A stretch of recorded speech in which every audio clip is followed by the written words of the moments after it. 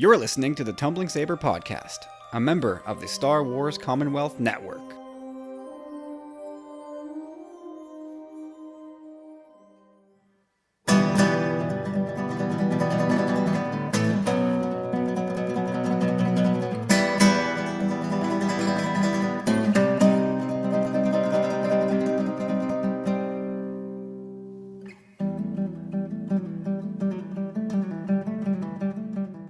Hey everybody, welcome to episode 40 of the Tumbling Saber Podcast. Thank you so much for making us a part of your listening day. And I don't know about you, but I'm super stoked to be here this week. I think we're going to have a ton of fun this week. We have some pretty funny stuff planned. And so let me introduce the crew. We'll get going here right away. Of all the people I know, and I know a lot of people, I got a lot of Facebook friends. This guy, he's one of the people I know. Corey, what's up? How is it going? It's going. And sitting way over there is a man who still holds by a long shot the world record for the best backflip that I've ever seen. James, how you doing over there? I'm doing great, Kyle. Thank you. You're welcome. I wish I knew which backflip you were referencing. That would have been off circa 1998 or so, off of the bridge. I didn't know you were standing around for that one. That was good times, man. The good old days when we were young and stupid. Exceedingly. So guys, we're down to 102 days before Rogue One drops, and 20 mere days until Rebels Season 3 premiere. And it's not going to be long before we have to stop stretching for things to talk about. But soon we're going to have actual concrete things to talk about, and I can't wait for that. But in the meantime, I think that the three of us can agree that we've got enough to talk about tonight. And especially once we get to the breaks, we have some creative endeavors here that are sure to thrill some. But let's kick it off with our good friend Mark Hamill, who was a very busy man since wrapping up filming of Episode 8. He was actually here in Canada at the Fan Expo in Toronto, and he was at it again. This guy is just the master storyteller, and he regaled the crowd for a good 40-45 minutes from the reports I read, and then did a bit of Q&A. But we'll get to that in a second, more on that in a second. But earlier in the week, he he set Twitter on fire again, which has become sort of a Mark Hamill calling card. He loves messing with fans. So he posted a quick video of him shaving off his beard. So he hadn't seen his chin since May of 2015. So hashtag farewell facial fur and hashtag bye bye beard. In brackets, at least until episode 9. Boom. And there we go. Mark Hamill confirmed that he was going to be in episode 9, which I'm sure is news to some, although to many others it was not. But what was your initial reaction, James, when you heard that he kind of let it out of the bag that he's going to be back? Well, initial reaction was sort of like, I've seen this all happen before, but from the other side. Like, every time there's a rumor that he's going to die, because something suggests he won't be around in the future, so, they can't bring him back. I say, well, he could always be a Force ghost. And so when this news sort of broke, I thought, well, this doesn't mean anything. Even though he's coming back, it doesn't mean he's not coming back as a Force ghost, So just because he confirms he's coming back in episode 9, to me, doesn't confirm he's not going to die. Although, I don't think he's going to die. Agreed. Corey, I think everybody's probably on the same page in this. Yeah, it's exactly what I had written down. One way or another, we knew he was coming back. So is he a Force ghost? Is he going to be alive? Who knows? But it also kind of made me think that, like other films, they'd possibly film 2 endings, maybe. Yeah, that's becoming more and more common. Is to film alternate endings or beginnings or whatnot, just to keep everybody, including the cast and crew, off the scent of what's really going on. Exactly. Like that's what if say perchance he does die, which again I'm on the same boat as James. I don't think he will, but if he does, people are gonna go ballistic. Like, oh, he said, oh my god, like he really knows how. I love how cheeky he is, and again, we talked about this a few weeks earlier as well. Just his ability to be able to tweet things like this on Twitter. Like, without, he must, in my opinion, he must have some kind of consent from Disney to be like, yeah, that's legit. That's ambiguous enough. Like, go ahead and tweet that. I don't know about that. I really don't know about that. Like, he knows what he can and can't say, and his one of his taglines now is that he's contractually obligated or contractually forbidden from speaking about episode 8, and I guess episode 9 for that matter.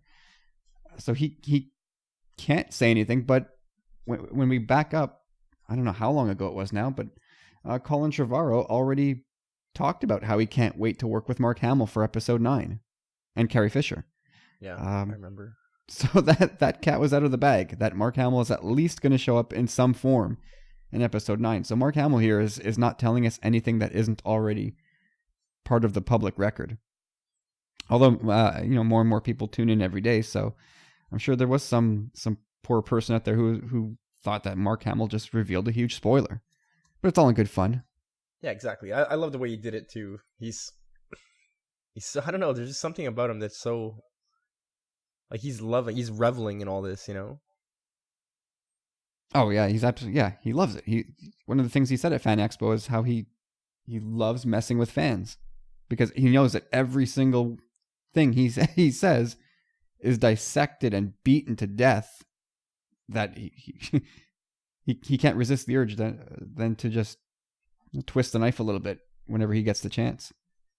So there was 2 reports that I read and that I'm pulling some quotes from. So I saw Space.ca and Star Wars Underworld both had pretty sweet write-ups about Mark Hamill's panel. Just a few notes here that I thought were interesting. So he visited the set of Rogue One, and Gareth Edwards, the director of Rogue One, told Mark Hamill 5 words that are just the hugest spoiler, a huge spoiler for Rogue One, I assume. But Mark Hamill won't tell us for another year or so what those 5 words really are. And I guess we could probably play a heck of a game. And I know when not to get into a fight with a wordsmith. So James, being the master wordsmith here, 5 words. I'm not putting you on the spot here, but 5 words that could be the hugest spoiler. Tough one, right? Blank dies in episode 8. Insert the name that you think makes the best spoiler. Is that 5 words? Blank dies in yeah, I guess so. There you go. But there isn't this in regards to Rogue One? Yeah, I'm sure. Well, unless Gareth Edwards knows something about episode 8 that Luke Skywalker and Mark Hamill doesn't, which I find unlikely, but one never knows. Well, just because he said he would tell us in a year. So, a year from now, the Rogue One news will be less interesting, no? Yeah, although well, it's the age of clickbait and every eyeball counts. So for sure, whenever Mark Hamill reveals it at whatever convention or however he chooses to reveal it, it'll be a big story. Here's what Gareth Edwards told Mark Hamill all those months ago on the set of Rogue One. Remember this? And it'll make the rounds, and I'm sure we'll probably talk about it here and go, oh, of course, that's 5 words, and it counts. That's a huge spoiler. I can't believe he told him that. Yeah, you're absolutely right. It'll be something that makes sense in retrospect. It'll be cleverly placed. I wonder if it would. Like, I wonder how big it is. Like I guess it opens up a conversation to just how big of a story does Rogue One have the potential to be. Like, is it just going to be this self-contained story that we know where it starts, we know where it ends, and that's it? Or is it going to have ramifications going forward for even the sequel trilogy? Like, will it change things that we believed already about the Star Wars universe, or assumed incorrectly perhaps? Or will it just open up new avenues? Yeah, I don't know.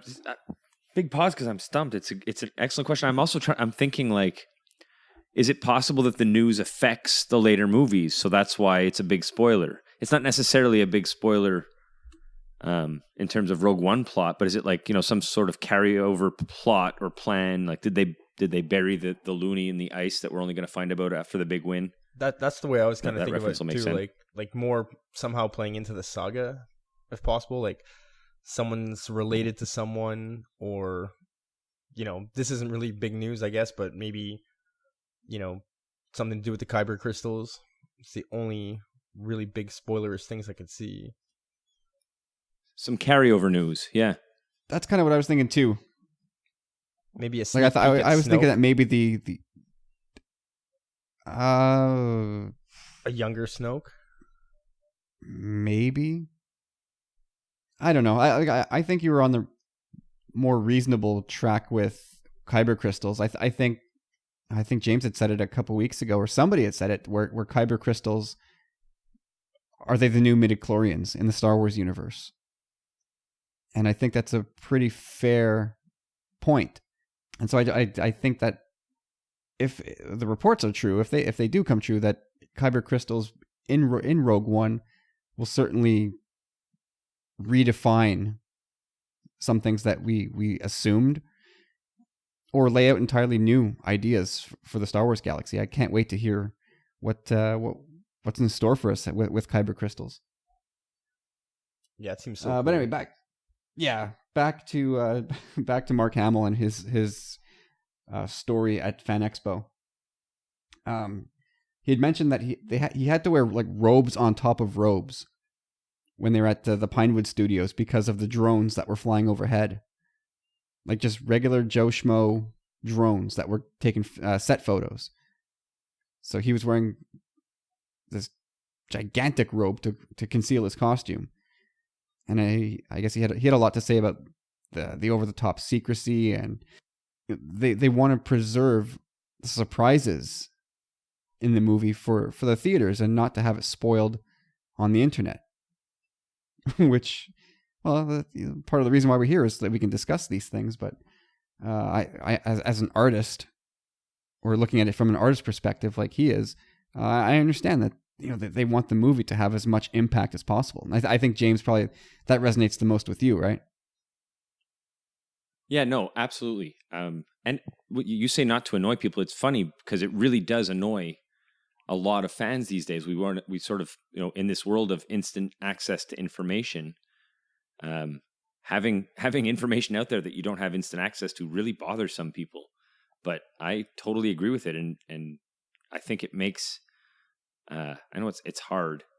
Anticipation is good though for movie experiences. So to withhold as much as possible, I think, is a good thing. Unfortunately, for people who don't want a lot of spoilers like me, in today's world, it's hard to keep secrets. So a lot of it gets out anyways, right?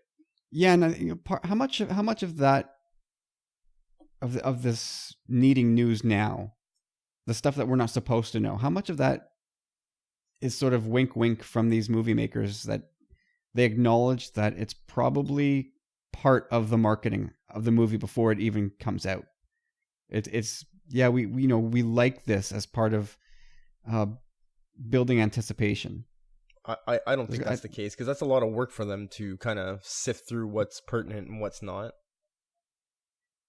No, I mean, like, they know that stuff's out there. They know that they have leaks within their own organizations, and they can't cap them all. It would be impossible. So they know that information gets out. So do they, like, where, at what point do they say we got to do something about this, or they say no, you know what, we can let some of this work for us to help build anticipation? Not to spend too much time on it, but I think that's at least a small part of it. It's basically, it just all depends what the subject matter is, basically. Like, you can't, if it's a big spoiler, then no. Like, I would think security would be at a higher level. And I think we'd mentioned something about this in like maybe 5-10 episodes ago, or even longer, that I think Disney, didn't they have like a fleet or an armada of drones themselves, and there was going to be like the drone wars and stuff, and they were going to be trying to get these things out of the air as they came? I think that was a story from the Croatia set, that they were going to have drones deployed to, yeah, exactly like I said, deter fans from having their drones circling overhead. Whether they did or not, I don't know. I didn't hear any incidents that took place. Maybe they did, maybe they didn't. But it was a funny story. Anyway, let's plow ahead. Like Mark Hamill went on and told a lot of stories here. Just a couple more notes. He kind of made fun of Dave Prowse a little bit, who played Darth Vader in the originals. Dave Prowse actually told reporters about the big twist in Empire Strikes Back. And then that word of that got to Fox, who had to essentially beg these reporters not to go, not to run their story. Just sit on it, please. Don't ruin this for everybody. And so I can only imagine what kinds of favors were exchanged in order to keep reporters from running with that story. I can only imagine. Bags and bags of cash, jewels. It just must have cost a fortune, no? Like, name your price, man. Please do not run that story. I don't know. Yeah, that must have been quite the conversation. That's a blank. Like, I want exclusivity for the next 20 years. The rest of my career, I want. And all the toys. Yeah, and that reporter's name at the time was Michael Eisner. So finally here, one last thing here. Somebody asked Mark Hamill if he was pushed, what would be your favorite Star Wars movie? And he said, "Oh, I kind of like them all, like children, because they're all so special and unique. But if it really came down to it, he said that Empire was his favorite, just because it's so cerebral and so unexpectedly dark."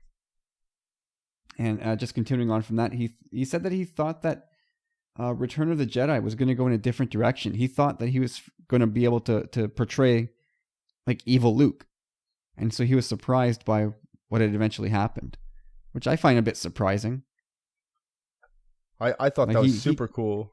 Like, just from his perspective too, he doesn't know where the story's going, right? So he sees himself, like it said, like he's starting to become mechanical.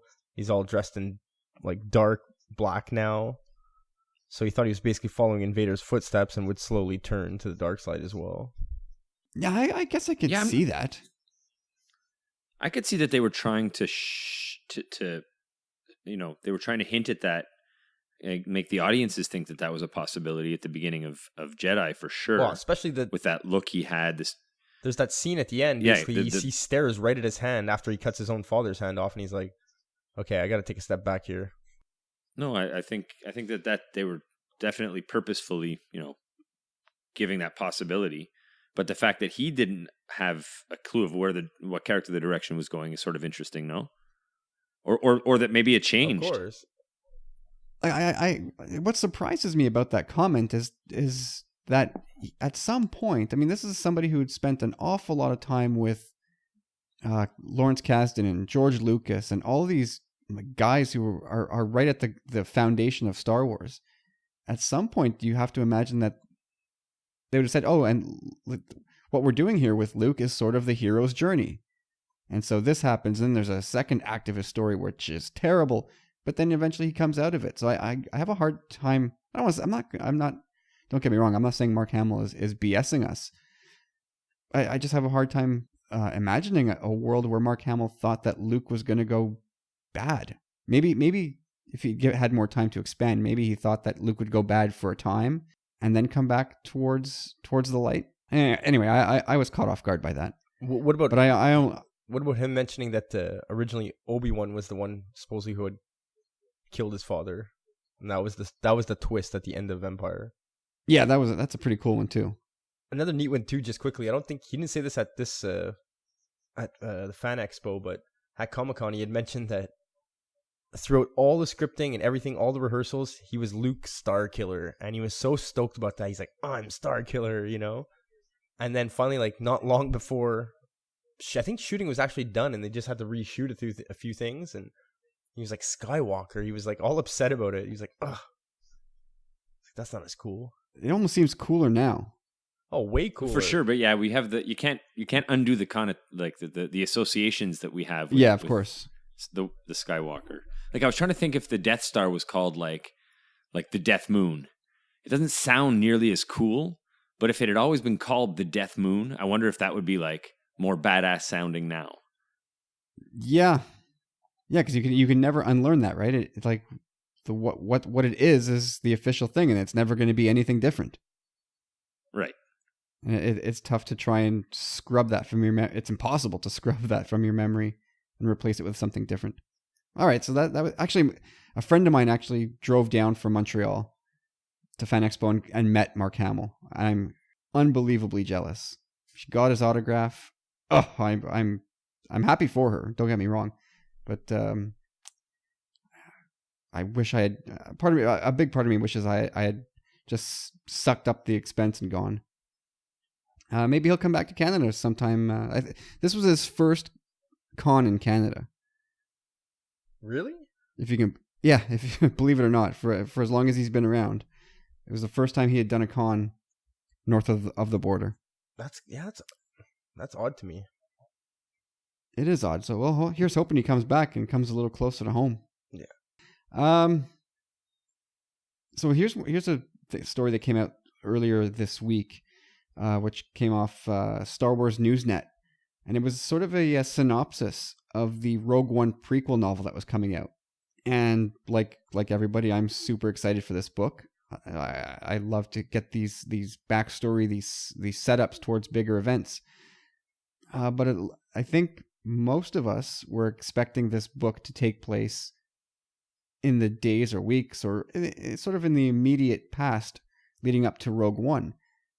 But instead, it's actually going way back, like 20 years or so, into the Clone Wars era, the prequel era, that Forbidden Zone. Remember the Disney or that report that Disney was banning all things prequel and there's no way anybody's setting foot there? Well, so much for that, because this book is set squarely in the Clone Wars era. And the synopsis of the book is pretty interesting. Where here, I guess I'll read it. We got all the time in the world here. War is tearing the galaxy apart. For years, the Republic and the Separatists have battled across the stars, each building more and more deadly technology in an attempt to win the war. As a member of Chancellor Palpatine's top secret Death Star project, Orson Krennic is determined to develop a superweapon before their enemies can. And an old friend of Krennic's, the brilliant scientist Galen Erso, could be the key. Galen's energy-focused research has captured the attention of both Krennic and his foes, making the scientist a crucial pawn in the galactic conflict.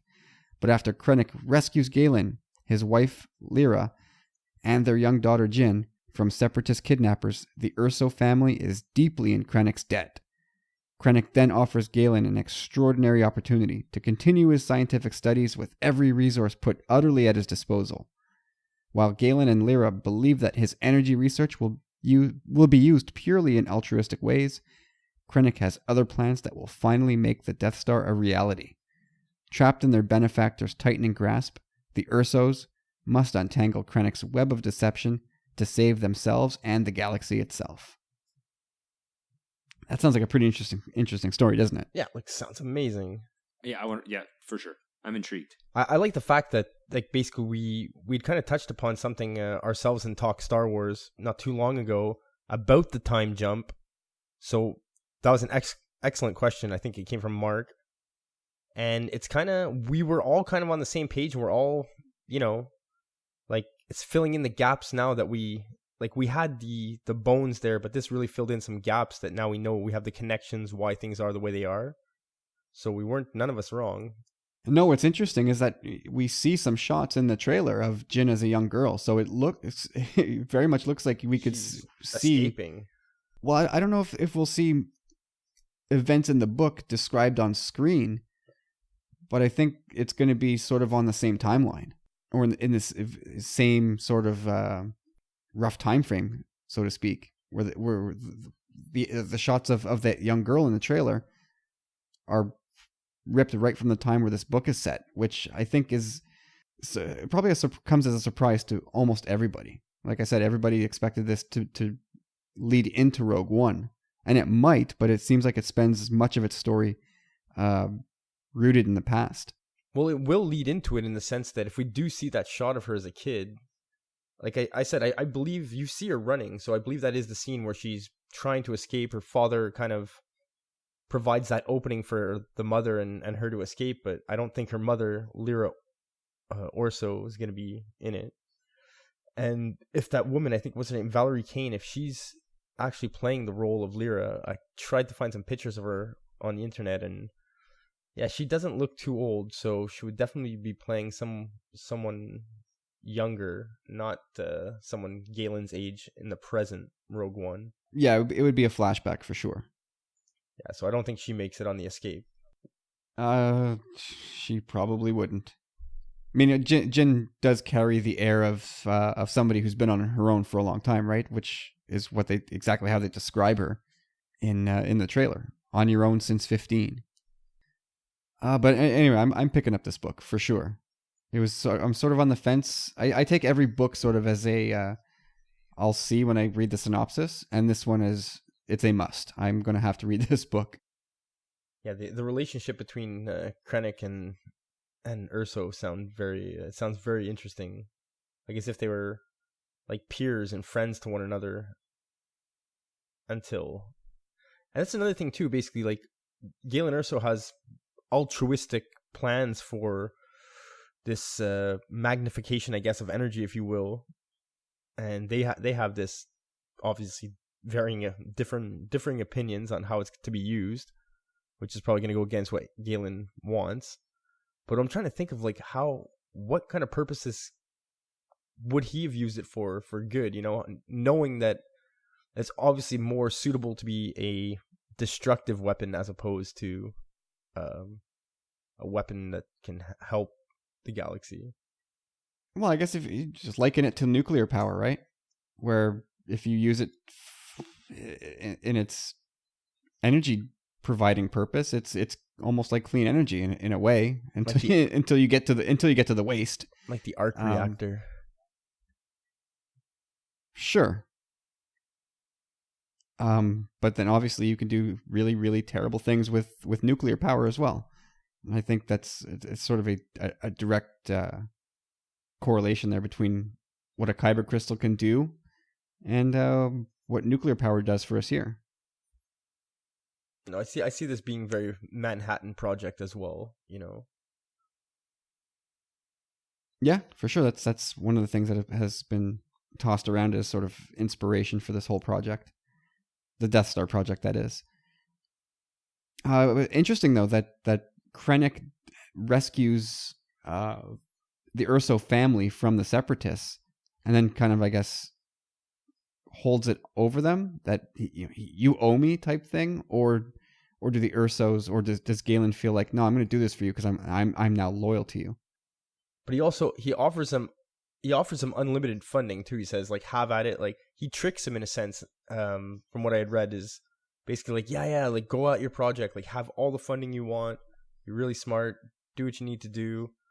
And then after, he's going to kind of turn on him. Yeah, so it sounds like to me too is definitely he's tricked him, and he doesn't realize what he wants to do with it until he probably gets clues along the way, but then he feels like he's in too deep because whatever, Krennic's got to produce results. So to whoever that he's been telling he's got to produce results to, he's like, well, we've given you funding, we've given you what you need, we've given you the lab. He probably feels some sort of pressure, professional pressure, and then on top of that, from the backstory, he's done all these personal favors for him. So it sounds like he's tricked into it.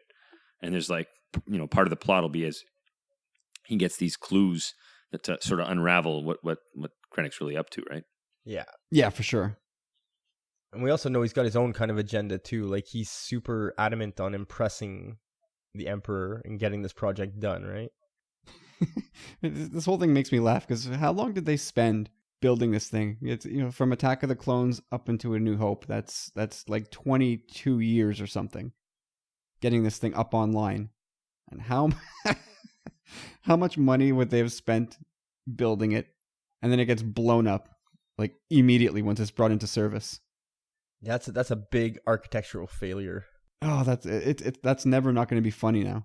I think we're going to get almost like a step-by-step breakdown of how the Death Star was made, and we're going to get a very real sense of what the Empire put into this thing, and it's gone, almost like the Titanic sinking in its first voyage.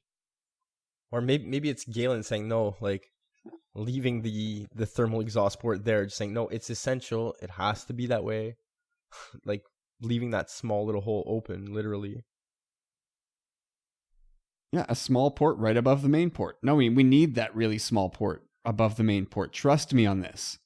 Oh man, so yeah, I finished Life Debt this week, and so I'm kind of now just in a holding pattern for the next book, and I'll have comics to go through here and there. But the next novel I think is about a month and a week from now when Ahsoka comes out. And believe you me, I am all over that book. Like not even Amazon Prime can deliver it fast enough. So I'm just going straight to the bookstore that day when that book comes out and getting right into it. But then this is next. This is it comes out I think exactly a month before Rogue One drops, and I'm definitely going to be picking that up as well. And it's written by James Luceno or Luceno. I'm not sure how you pronounce his name, but he had written the novelization to Revenge of the Sith, and he's one of the better Star Wars writers out there. So my hopes are high for this book. We talked about this a long time ago, that there's a lot of gaps that they can fill in for us, and they're going to just hang us upside down and just shake us from our ankles and take all of our nickels, and we'll just smile and say, yes sir, please take them all. Yeah, Star Wars is really the only franchise that can really do that to me. I have restraint when it comes to the toys because I know myself. I'm like, I have like an addictive personality like that. So I can't really, it's like once you pop, you can't stop kind of, like you gotta just get them all. So I don't even really bother. There might be the odd one or two if it's given to me as a gift that I'll say okay, but like I know I'm like that. I just want to have the whole crew, Yeah. Well, I did that with the first Transformer movie. I had to have them, and I didn't want just the little dinky ones. I went and bought like the full size ones, all 5 or 6 Autobots, and needed to have them. And now they're in a Rubbermaid bin somewhere in the house. I haven't seen them in years. But the problem with them is they were impossible to transform. They were so hard. Like you needed a PhD to figure them out, even with the instructions. So let's we'll move on from that book, but stick with Rogue One. And it was confirmed this week, and this came from Making Star Wars, that there's no Emperor cameo in Rogue One. At least not by Ian McDiarmid, who played Palpatine in episodes 1 through 3, and Empire Strikes Back, Special Edition, and Return of the Jedi. And he confirmed that at the Amsterdam Comic-Con. So he all he said really was that he's not involved in Rogue One in any way. So I suppose it doesn't necessarily rule out the Emperor being in Rogue One, though you have to imagine that's a very strong likelihood, since there's no reason why, if you're bringing the Emperor into Rogue One, why wouldn't you have this guy resume the role? So that to me is pretty clear indication that there's no Emperor. And that I'm kind of bummed out about that a little bit. I don't know, how do you feel, James?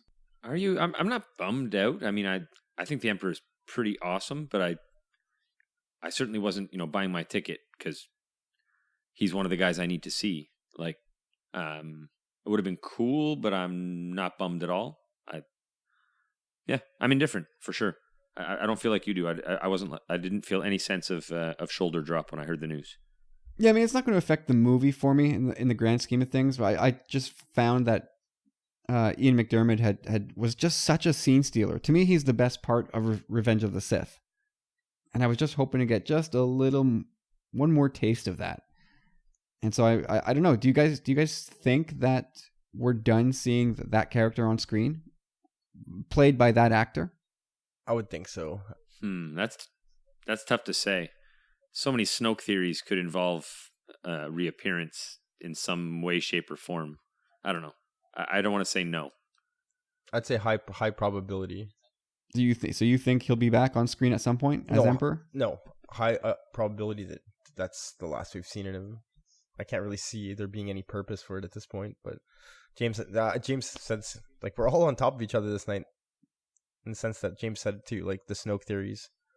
It's the only way I can see him coming back in at this point, unless they go back into the past, but they wouldn't really use him. Yeah, I don't know. I hope he comes back on screen. But also, just quickly, Corey at Making Star Wars, he said the same things. I'd said this several weeks ago as well. I thought maybe we could see the Emperor in a hologram. That would be really neat. But either way, again, like James, I'm kind of indifferent, and I think that would maybe take away a bit from Vader's presence as well. Like everyone's stoked that Vader's there, you know, like.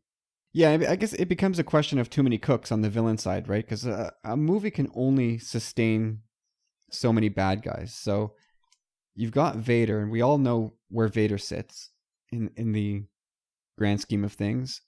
And now we're going to be introduced to Krennic, who, is he under Vader? Is he sort of on the same level as Vader in the Emperor's eyes? I don't think we know that for sure yet. But yeah, you don't want to have too many bad guys because, like, especially in Rebels, right? Filoni has more or less said that Darth Vader's not going to be back for season 3, and I think that's a good choice. Yeah, they got to dilute the pod a bit. Yeah, I mean, if you have Vader in, then I think it makes Thrawn less necessary and less of a threat, because as long as Vader is around, he's always the hammer.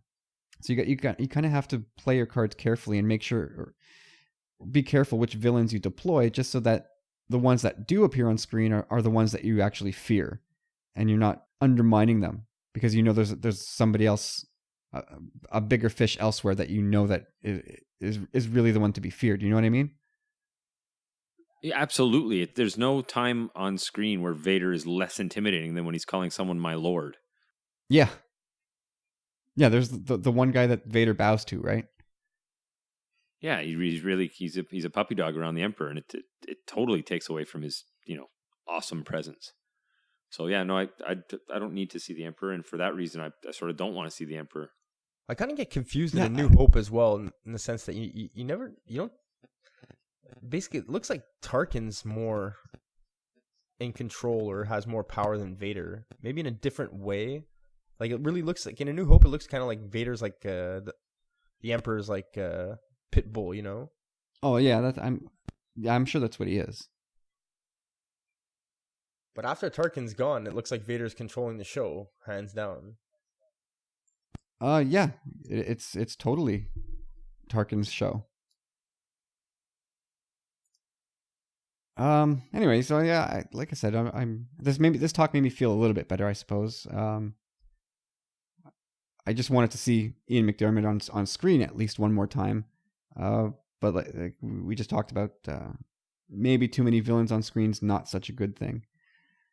Anyway, that gives more time for a guy like Krennic to burrow into our hearts and minds and become one of the beloved Star Wars villains. And hopefully Ben Mendelsohn was up to the task and will deliver some chilling, calculating villain that we'll all love to hate soon enough. He's got a cape. He's halfway there then. Moving on, right before we take our break. There's some people in show business that they just have a reputation and a look to them that they could never, ever be a part of Star Wars. And I think we'd all agree that Jerry Seinfeld is one of those people, right? Yes, maybe a stormtrooper. Exactly. A masked figure. A Knight of Ren. Like, they would have to completely conceal him. Completely. Which would be good for him if that ever happened to him. But if you could identify Jerry Seinfeld, I think you've ruined at least that scene, if not that Star Wars movie. Like, it's Jerry Seinfeld is one of those people that is so big, his personality is so unique unto himself, that if you knew he was in Star Wars and you knew which character he was and you saw his face on screen, it just pulls you right out of the movie. Who else makes that list? Like, as you were saying that, I immediately thought Carrot Top. Can you imagine seeing Carrot Top in a role in a Star Wars movie? Yeah, that would be sad. No. Pauly Shore. Oh, good one. Yeah, it's all these slapstick. I guess Jerry Seinfeld's not slapstick, but it's I guess a bunch of comedic actors. Steven Seagal. Oh man, with that ponytail. I don't know. You know what? Maybe he could be a good bad guy. No, I take it back. Take that back. What about Johnny Drama? I don't even know. Who is that? Yeah, there's Johnny Drama. It's what's his name? He's one of the Damon brothers from Entourage. He's the older brother. I didn't watch Entourage. I have no idea who's on that show. Who else? There's lots of people I'm sure that could. Owen Wilson. Owen, yes, he's on that list. As is his brother Luke.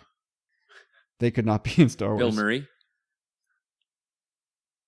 Yeah. You know, until he appeared on Gotham, I would have said that Pee Wee Herman could not be in Star Wars. Paul Rubens. But he was in Gotham, and He did an episode of Rebels. Yes, he did. You're right. But he's a guy who, a year ago, I'd say, you can't ever put Pee Wee Herman in Star Wars. You can't. What are you talking about? You'd ruin the movie. But after seeing him in Gotham, I was actually pretty impressed with his performance. And I wasn't looking at Pee Wee Herman. I was looking at a guy who's playing the Penguin's dad. And I thought he did a good job. So if he was in Star Wars, I could get over that. But the Seinfelds, the Steven Seagals, no, I don't think I could swallow that for one hot minute. But anyway, so back to Jerry Seinfeld. He was talking about how he'd love to be in Star Wars and that he'd obviously be a Sith or a dark side user. Obviously. Of course. So his quote was, I watch a lot of Star Wars because of my kids, and I thought if I was in Star Wars, maybe instead of Darth Sidious, I could be Darth, are you serious? You want to attack an entire planet? Seriously? I'd be on the dark side. I'd be fine with that. Which of course it's never going to happen, but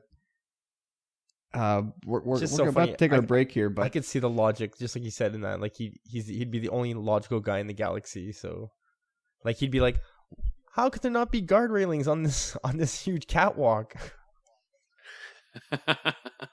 Corey, you came back to the guardrails, eh? Always. It all comes back to the guardrails. But anyway, so we're going to grab our first break here, and then we'll come back with what I think is going to be the funnest part of the show, but all inspired by one Jerry Seinfeld. So anyway, stick around. We're gonna jump into our break now, and we'll be back.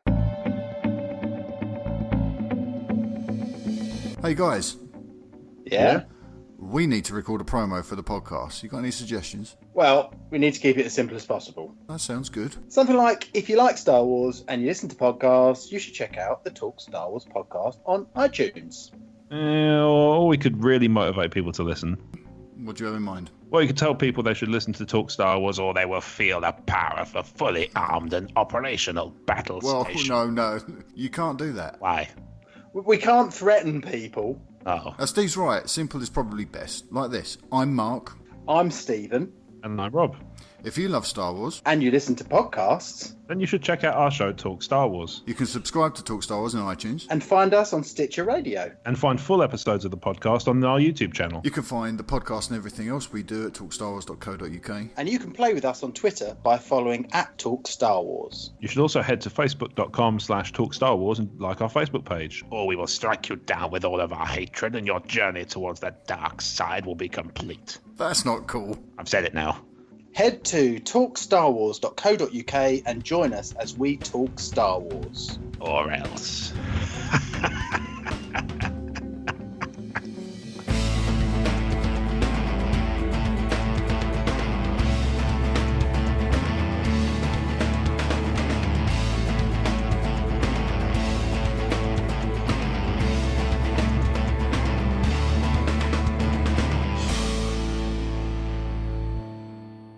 And we're back, and really looking forward to this segment. For the last several days, we've been hard at work on this. Inspired by one Jerry Seinfeld, we all put pen to paper, and we figured out how to mash Star Wars and Seinfeld together. So what we've done is written really, really short episode synopses. So if you're a Seinfeld fan, hopefully the references will shine through and you'll get a good laugh out of this, because I know I did. We'll see how this goes. Maybe we'll do this often or maybe not. But who wants to kick it off here? But we'll do maybe 3 turns around the table here. You got to let Corey go first. I think he's been chomping at the bit since Friday. All right, I entitled this one The Movie, so here it goes. Leia arrives at home after a long diplomatic venture only to find Han's parents just arrived in town. Han and Leia end up sneaking out for some alone time and catch the critically acclaimed film loosely based on their lives, Trench Run. They end up losing themselves in a moment of passion. Leia becomes the focal point of much scrutiny. I laughed the first time I read it, and it sounds funnier out loud.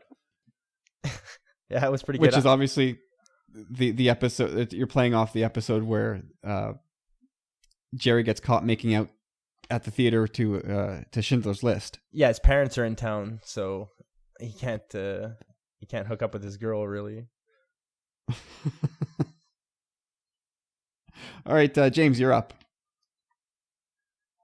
Okay, I'll lead with. Okay, so Yoda gets hired to write fortune cookies. Leia loses it with R2 for beeping while she's playing Tetris, and Chewie struggles with his visit to the Dune Sea after dreaming about eating barbecued Gamorrean. That's awesome. Oh, I love it. This is actually really fun. All right, so here's my first one. Lando stops short on Leia. And Kylo Ren gets fed up of Millicent the cat peeing in his helmet and jettisons him to Jakku. And that's kind of a deep cut into Star Wars fandom because you have to know who Millicent the cat is. And if you don't know, he's a made up thing that I think was it Pablo Hidalgo had made him up. It's General Hux's orange cat.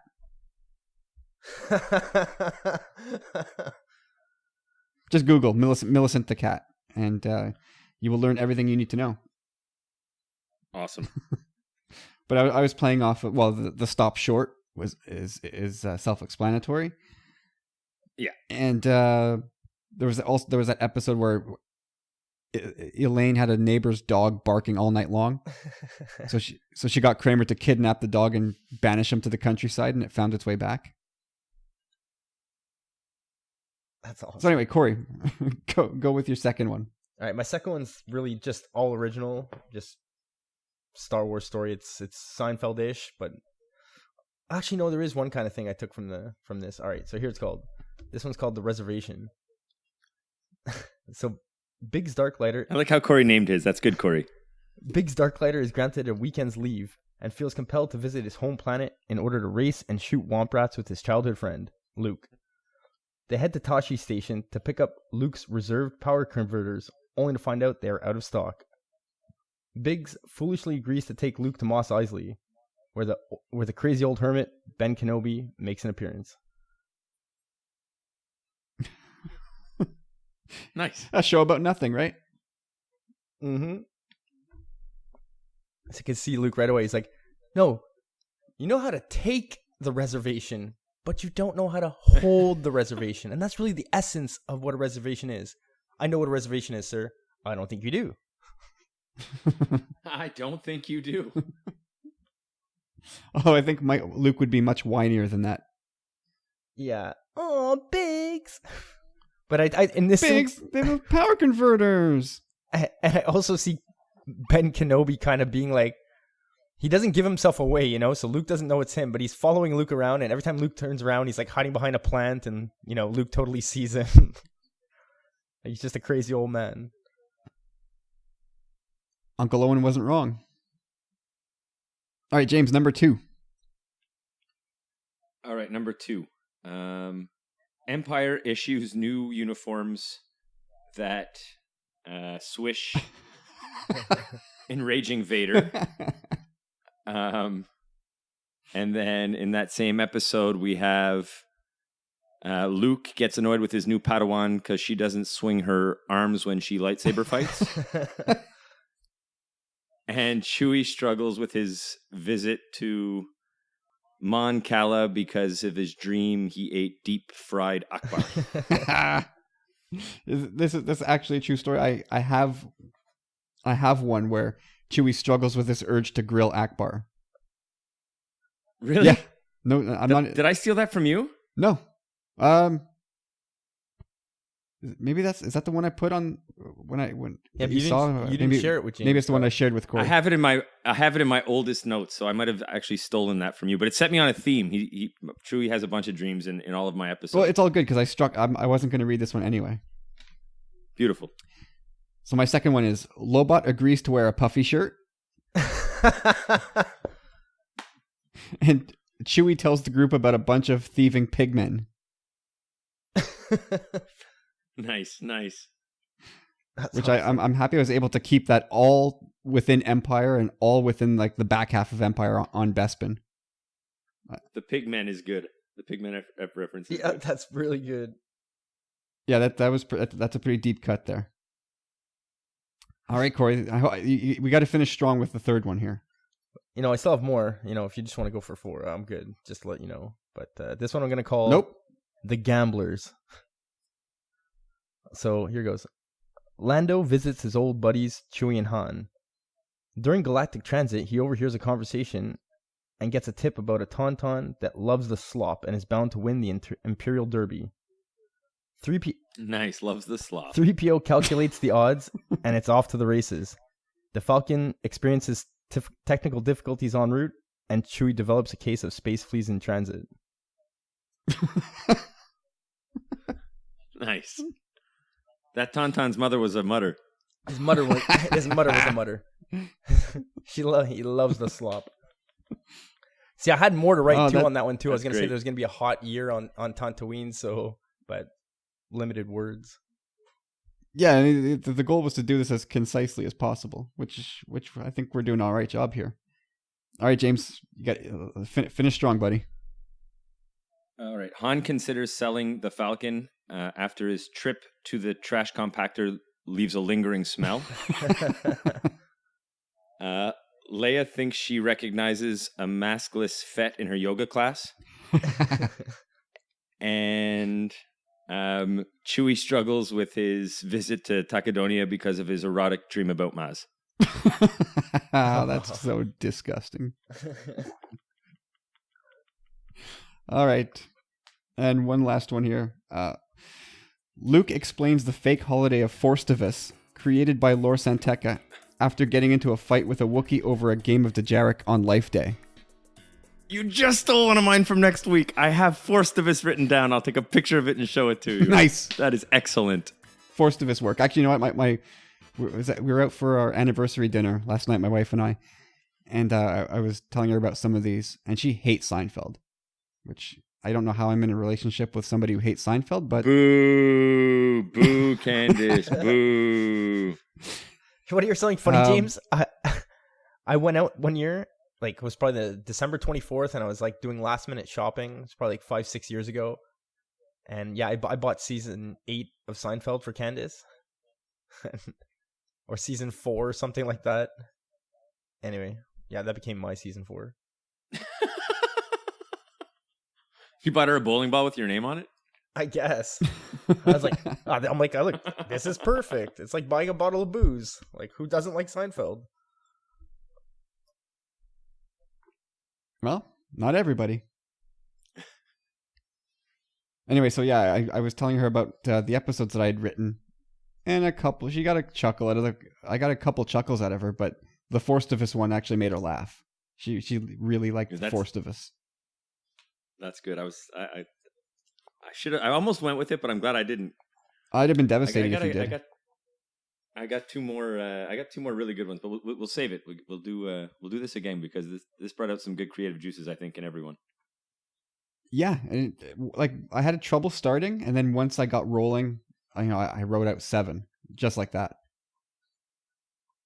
Yeah, I didn't do mine in complete episodes. Like I sort of looked at the synopses online from the TV Guide. Like I looked at a whole bunch of old ones, and they're really short, and they'll just sort of summarize 2 or 3 character points or plots, and that's what I tried to do. So I didn't even do it in full episodes like Corey did. I just wrote down a whole bunch of points and then sort of built them together here as we did it. Yeah, exactly. That's almost exactly what I did. Like I get Seinfeld twice a night, like at 10 o'clock. It plays back to back, and I just looked at the episode guide. And it's always, they're like 20 words, and it's main plot, and then 8 words on the subplot. And that's It's actually shorter because you know the episodes, they're funny to read as a fan, but they're so short that if we did them that short, it wouldn't have as much relevance. We sort of had to go a little deeper. Like it says things like in the actual synopses, things like Elaine and Jerry make a bet, or Elaine, Jerry, and George make a bet, which is enough to make us laugh and bring back a whole bunch of memories. Yeah. But you have to add more information to that, to your fake synopsis. yeah, like, well, the one where I put in where Lando stops short on Leia. No more needs to be said on that. Yeah, well, true. The Padawan not swinging her arms either. But if you make really direct references, you can cut it down quite a bit. Yeah. But anyway, that was pretty fun. That was great. I'm glad there was some Seinfeld Star Wars news. In the Gamblers one too, I wanted to throw something in there about Leia, like basically telling Lando that he's a Carillion and that Han shouldn't be gambling again. But again, it was too many words. All right. Well, if you want to say more words, Corey, why don't you summarize your poll? Let's hear the results of your poll from this past week. All right, let's do that. You kind of pointed this out, and I had written this poll at like 1 a.m, and I kind of asked 2 questions at once, so the results are kind of skewed, but not really. Like everyone kind of gets the essence of what I'm asking. So the question was, who would you most like to see in, or who makes the most sense as cameo / hashtag cameo # Easter egg role in Rogue One Star Wars?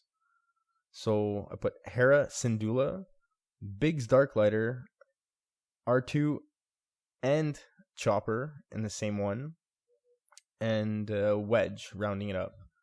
So I was actually really happy this week. Like, anyone listening, thank you very much for voting. I really appreciate it. It's a big bump from last week, like a very considerable bump. I think we were clocked in. The first poll I took was 11 votes. We went up to 13 or 14. Now this one was a big 62 votes. So I think very nice. Booyah! Yeah, the statistics are kind of there. That's something to go on. Yeah, I think it's kind of. And what's really interesting too is that in the earlier votes, like the voting literally went completely flip-flopped from one side to the other. Like the first 2 in the high running were Hera and Biggs, and now they're rounding out the bottom. Hera came in at 18%, Biggs came in at 23%, R2 and Chopper came in at 27%, and of course Wedge came in at 32%. So that's not too surprising. I'm surprised the Astromechs made it ahead of Biggs. I thought Hera would come in last. Nothing to say that I don't love that character. I just don't see it as being a fit with this. Well, again, movie. it depends on what question. Whoever took the poll, it depends on what question they're answering. What makes most sense is a lot different than what do I want. Yeah, you're right. I guess I should have went with what makes the most sense, to be honest. Or what would be his most acceptable, or what would you enjoy? I don't know. But I knew Wedge would be up there. Well, they're both valid questions. They're both perfectly valid questions. Just you could have gotten double the mileage out of the question. You could have just split it and then had the same question next week, but with a different slant. I got my question for next week lined up. Cool. And thank you again, everyone, for voting. I really appreciate that. Yeah, no, I mean, just to sit on your question there for a second, I think it makes most sense if Wedge and or Biggs are in it, just because of the time frame and where they were. I'm sure they were both not too far from the action in this in the upcoming Rogue One movie. But I would love to see Hera, just to know that she's still alive. But best case scenario, she's off somewhere else with her cell, or maybe she's off with Kanan somewhere. And Chopper. Chopper lives. And Chopper could be out there with them. Well, there's little sense to killing an astromech like Chopper, or R2, or BB-8. There's really no need to. Yeah, there's no need to off those characters. And then there's like R2 to me doesn't make any sense at all. Why not? I guess. Well, yeah, he'd be traveling with the rebellion more or less. Or even though he's kind of Well, he'd be with Leia. Isn't R2 the narrator? He's the narrator. Yeah. Well, if there's no opening scroll to this movie, then ostensibly he wouldn't know what's going on in this film. That's another thing I'd said Unless he hears it. in the past. I suppose. That it wouldn't make sense if basically, I would love to see this if Rogue One just ends where A New Hope begins. Kind of, they get the plans to the Corellian Corvette and they're off. Yeah. So I mean, the way I saw it with R2 is that he's with Leia the whole time, so he won't be. She's not anywhere near this group. She might be in the movie at the end in some shape, way, or form, although I doubt that, and I kind of don't want to see that. No. But yeah, I think wherever she is, R2 is. So we won't. I don't think we'll see him. Nor do I think it makes sense to see him in this movie. I also ran a poll last week, and I got to pull it up here. And I also had a pretty good turnout, 59 votes. And I asked, who is going to say the classic Star Wars line, "I've got a bad feeling about this," in Episode 8? And I gave 4 choices. Why not max it out? So I gave the options of Rey, Finn, Poe, or other. And it's almost kind of like back in the day. Are you taking Tiger or are you taking the field? Yeah, exactly. The smart money would, well, depending on what Tiger you're talking about, smart money would either be on Tiger. But sometimes, 2008 or 2009 Tiger, right before the meltdown. You probably want to take the field. I wouldn't talk about the way Ellen handled that as a meltdown. I'd say she was perfectly justified in her reaction. No, she was completely, absolutely justified. So anyway, yeah, go ahead. Sorry. Yeah, in my polls, it was actually really close. 59 votes, 29% for Rey, 25% for Finn, 31 for Poe, and 15 for other. So that's, I mean, there's people felt strongly that it was going to be one of those 3 leads, which I think makes probably sense. I think those 3 characters will probably have the lion's share of dialogue. I didn't put Luke there because it would seem like a very un-Luke thing to say. Yeah, at this point of he's his past life. that. Yeah, I see Poe saying it. I voted Poe with the majority, I guess, just because he's kind of like the new Han Solo, kind of like badass type, I see what you mean, but I voted for Rey for the same reason, in that I think she's the new Han Solo in terms of like taking over the helm of the Falcon. So that's why I voted for her for delivering the line. And I can see her That's funny, being it too, because she would be my second choice just because, like, she's gonna be introduced to a whole new world. And it's funny because I chose Finn, and for really no reason. I just figured, why not? Let's give it to Finn. Well, I can see that too, because Finn too. Again, he's kind of new to the universe or galaxy as well. He's been kind of cooped up for quite some time. He's getting out there. Well, the thing about that line, "I've got a bad feeling about this," is that it can be either used in a comedic or serious, semi-serious situation. Like, it's been used, how many times? It's been at least once in each of the movies. And I think it was used twice in A New Hope. But yeah, I think at least a couple times it was tongue-in-cheek or comedic in its usage. So if they do go down that road, then I could totally see Finn doing it. And I think the poll speaks for itself. I mean, there's a lot of people voted for any of those 3 people. But fascinating results, and I love the Twitter poll feature. Yeah, it's cool. So much better. It's so much better than, like, if people wanted to do a Twitter poll before, they would only do 2 options, but they would say, given A or B as choices, they would say, like this tweet for A and retweet it for B. And so it always came off as like a cheap ploy to get people to retweet your stuff. So I'm glad they actually put in a poll feature. And so I'm going to have a new one up. I'll probably put one up tomorrow. Whatever, we'll see. And with that, I think we will slip into our second break and hear from our friends at Generation X-Wing. and we'll come up and close it off with a couple listener observations, questions, and some random thoughts. So stick around. We'll be back in a second. There are a lot of great Star Wars podcasts out there, including... But we at the Generation X-Wing podcast discuss things in a unique way. I'm so happy I can't even feel my arms! Generation X-Wing podcast takes a look back at pop culture that defines our generation. Look, sir, droid. From movies, I think I read somewhere that Kurt Russell thought that, this is really like Indiana Jones. But to me, watching it just fresh today, he was really Han Solo. to TV. There's a Nova Scotia show What's the we one? could bring up. What is that? Trailer Park Boys. Oh, okay. It's not Trailer Park Boys. You know what? I think that's a whole episode. It is. I'm just gonna say it's very Okay. Canadian. Okay, And yeah. I love it to death. So does Anil. From collecting Silent Mike is back. Silent Mike is back with batteries. 1970. Oh, And holy the Twix. cow. And he just dropped it on Wayne Gretzky's rookie card. Good man. This better be a good Twix. and of course we discuss our wonderful Star Wars universe. I am so thrilled today because I have been invited by the Outer Rim Garrison, the 501st Outer Rim Garrison of Vancouver, BC, to walk with them in the Canada Day Parade in downtown Vancouver. So once you're done listening to these great people here at...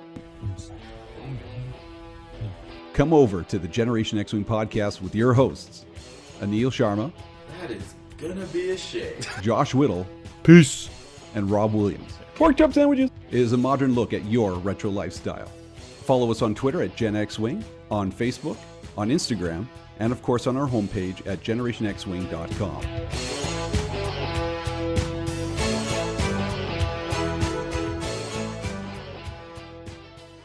And we're back.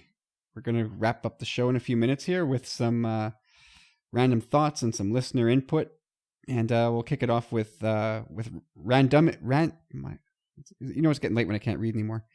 Randomitable via Twitter. So he asks us, what are the odds that the Death Star is inadvertently named during the Rogue One story arc? Which I think is an interesting question. You almost get the sense that the Death Star could be something that somebody just nicknamed it, that it may not have that official name, so to speak. Corey, what do you think? I think it's a really cool question, first of all.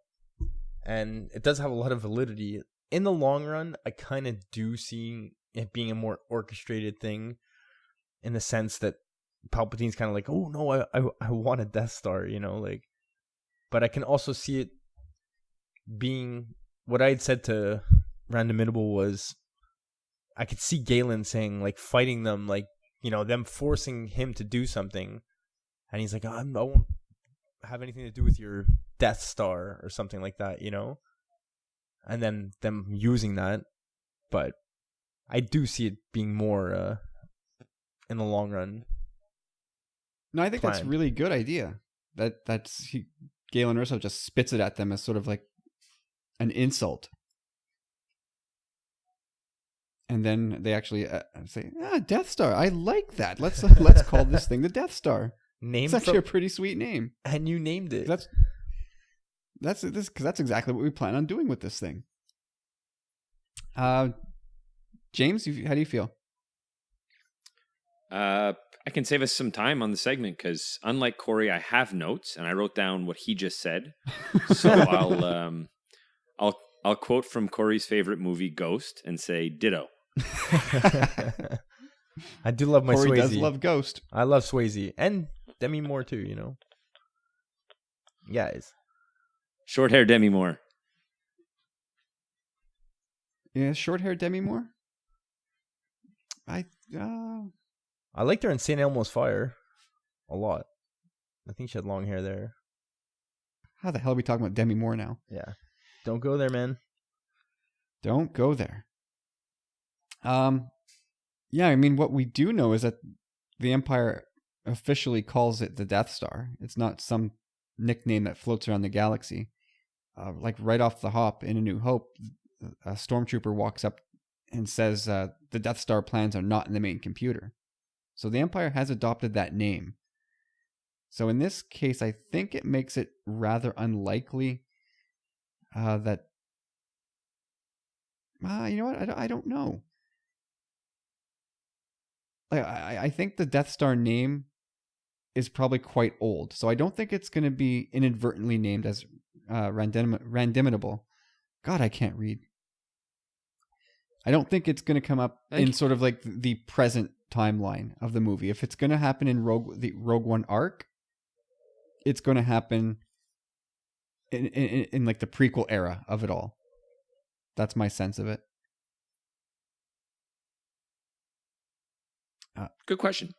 It is a good question. It's one of those. Yep. Yeah, it's like, I mean, there's where did it come 10 billion from? questions.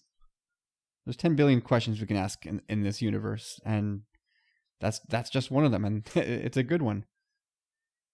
And from our friend Ads, the brilliant Ads Schillier on Twitter.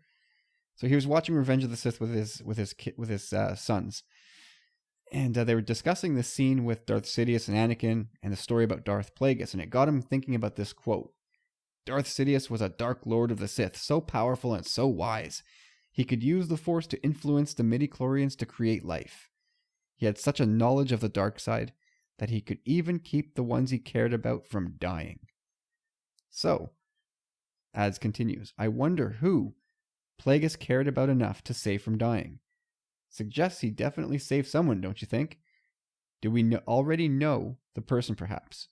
Lots of fans theorized previously about how Snoke is Plagueis, but perhaps Snoke was brought back from death by Plagueis himself, hence the scars. If not Snoke, then someone connected with Plagueis has been saved, in my opinion. As a post note, I haven't yet had the opportunity to read any of the books, so my knowledge extends only to the films.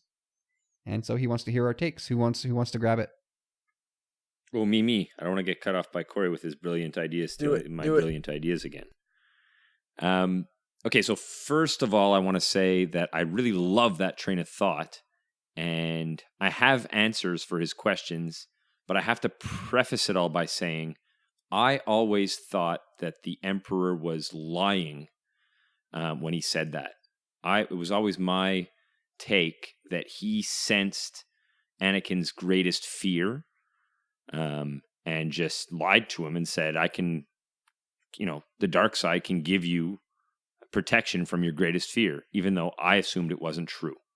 But assuming it is, which is a definite possibility, I love the idea that Plagueis brought someone back, and I guess it could have been Snoke. I mean, we don't know who it is, so why not? I'll say it's definitely a theory I really like, but from my own personal take on the films, I thought that was a lie. Corey? Well, regarding literature, again, like, I'm not too far into Bloodline, but there was something I believe you don't say. Yeah. Anyway, moving on. Anyway, I think I've heard something recently about Plagueis having an apprentice that became so powerful, and the power dynamic, I think it was either Plagueis or Palpatine, I can't remember now, where the power struggle between them became, the power dynamic between them became more so in favor of the apprentice. So that may play into this, but I really, really, really like where you went here, Ads. Definitely, I see what you're saying too, James, and it's definitely that, in the sense that, yes, he was playing on Anakin's worst fears, but I really do think it was an overextension of the truth. There is some truth in what he was saying. There are ways to possibly delay death or something. There's something out there that's missing, a missing piece of the puzzle that his master knew, and yeah. So yeah, I mean, you never know, right? Like it sounds like Palpatine could have been telling Anakin the 100% honest truth, or it could be totally likely that he was just blowing sunshine up his dress and just telling him all the things he wants to hear. Both are completely reasonable takes. I always felt that Palpatine was telling him the truth just because it is so unbelievable, and it would be something that Anakin had never heard before. And so he'd be, wait a minute, I can stop Padme from dying with dark side power? How is that even possible? I assumed that to be true. And I love where ads went with this. That's the second time in like the last less than a month where a listener presented something pretty neat about Snoke. I think 2 or 3 weeks ago, it was Carlos who wondered if Snoke was the apprentice that killed Plagueis, which I think was a brilliant stroke out of left field. Whether or not it's true or not, obviously we have no idea. But this comes right down the same vein where, yeah, what if Snoke is that guy that was brought back, and what if Palpatine didn't know about it? That's a cool wrinkle in it as well, because you would think Palpatine would not want Snoke around, if at all possible. My opinion is tainted, only because I've finished Life Debt, and I'm still stuck on this idea that one of the characters in the book is actually Snoke, but hasn't been identified by that name yet. And he may or may not be in the third book of that Chuck Wendig trilogy. But boy, Marcus talked about it over at Talk Star Wars, that if that's not Snoke, then that's a pretty cheap bait and switch. But I think it's a pretty awesome twist. This person you're talking about, are they a Force user? No. Or we don't know. He doesn't use it in the book. And you're not meant to believe so, and there's nothing like insinuating that. You're meant to be in the exact same position that I'm at, where it has to be him, but then there's a few odd quirks about the guy's personality that you go, but I can't imagine Snoke doing that. That doesn't make any sense. What species is he? This character? Not confirmed. Obviously, humanoid, at the very least. Like 7 foot never tall. Confirmed. Not confirmed. Like very little physical description other than pale, very, very pale, very thin. I think they use the term that it was almost like you were in the same room with him, but it looked like you were looking at a hologram. And of course, the only time we see Snoke is via hologram. It's all very, leading you to a very specific place. But then they do a couple things with the character where you're like, that doesn't strike me as something Snoke would do.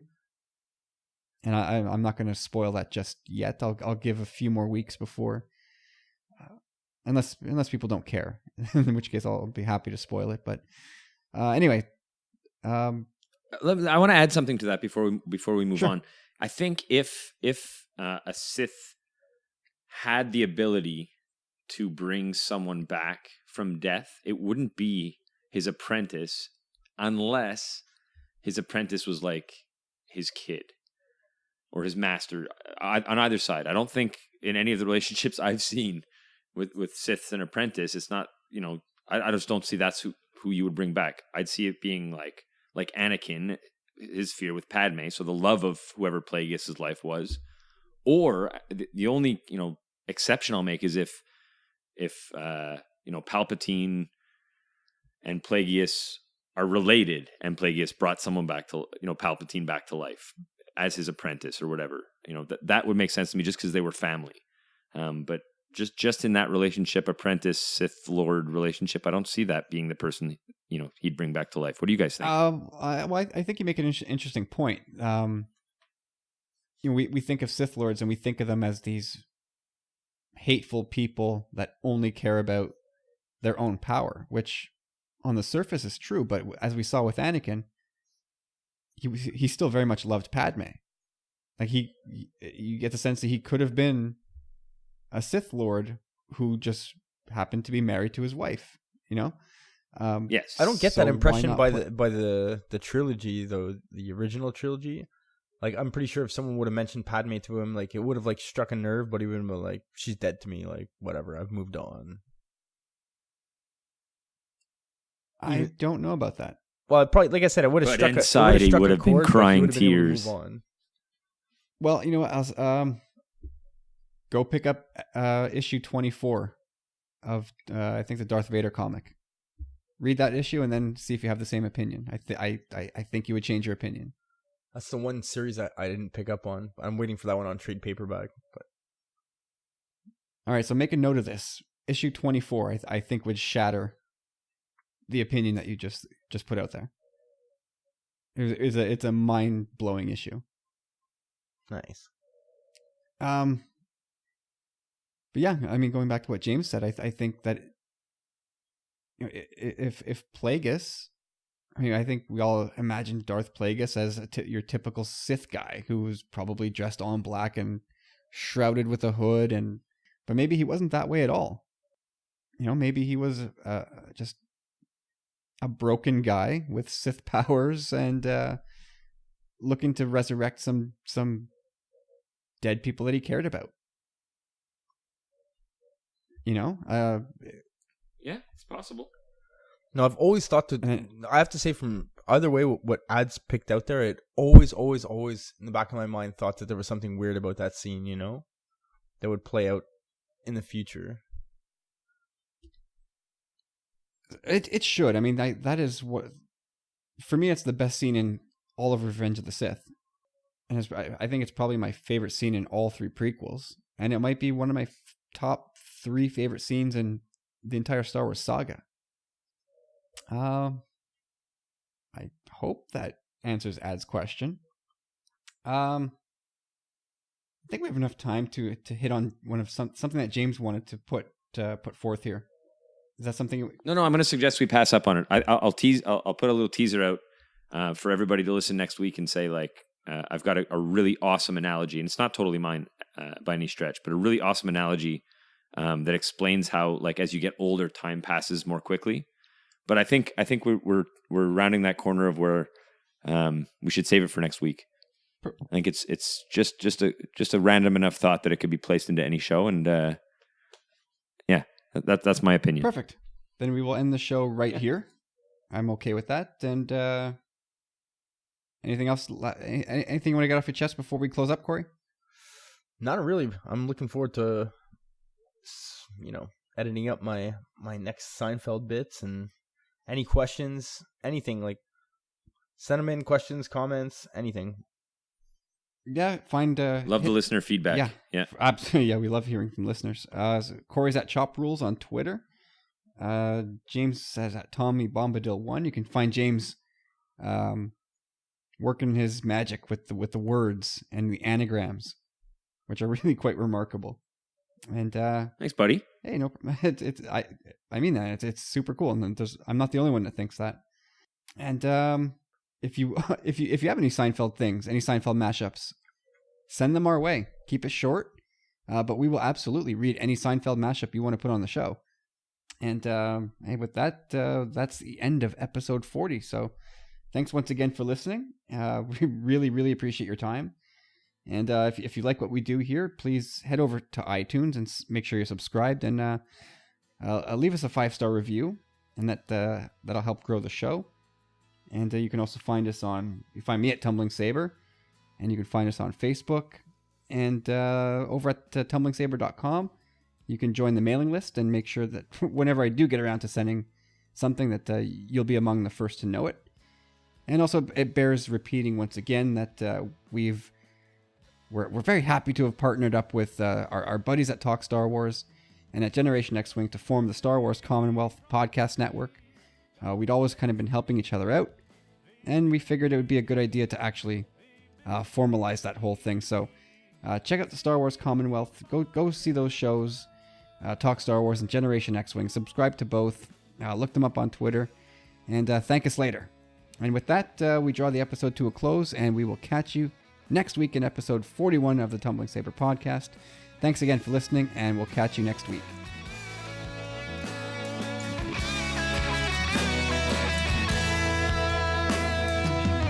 Self-redeeming qualities, have they hindered me? Hindering, was I blind to see that you needed me? All of me, well, you were there for me.